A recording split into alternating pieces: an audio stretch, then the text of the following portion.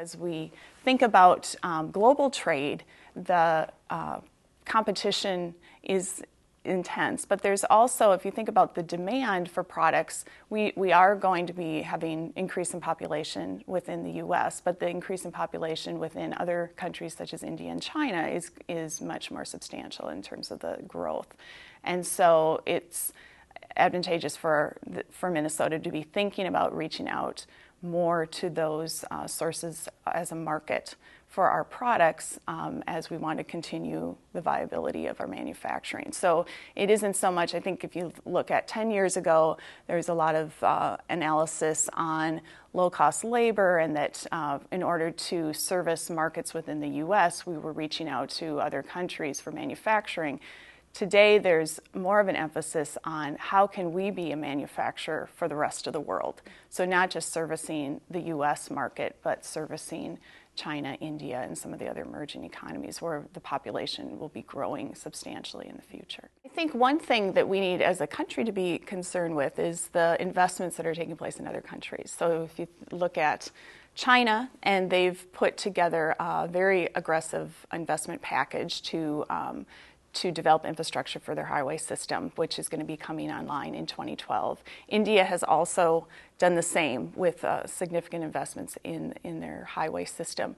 And so we think about the amount of money and different routes that are put in place in these countries, and then we look at what we're doing in the U.S., and I think that it's a wake-up call for us. So there's a number of things to be thinking about. One is maintaining and preserving what we have, but then increasing the capacity. It's really a competitive advantage for Minnesota if we can develop very reliable and fast transportation solutions. So it's the reliability that's quite important. And as you think about some of the different ways that we move product within Minnesota, we have various options, highways as well as trains through ports and so on. I think there's going to be a movement towards more of trains or transit as a solution because of the reliability of those options and the congestion that we're seeing on the highways. If you think about trends in other industries such as construction, I would say that Minnesota is well placed because of our iron ore taconite mining that we have already, and it's continuing to surge now. There's construction going on across the globe. And particularly in China now with infrastructure, so need for concrete and steel. And so I think we're well positioned to move product to other parts of the world.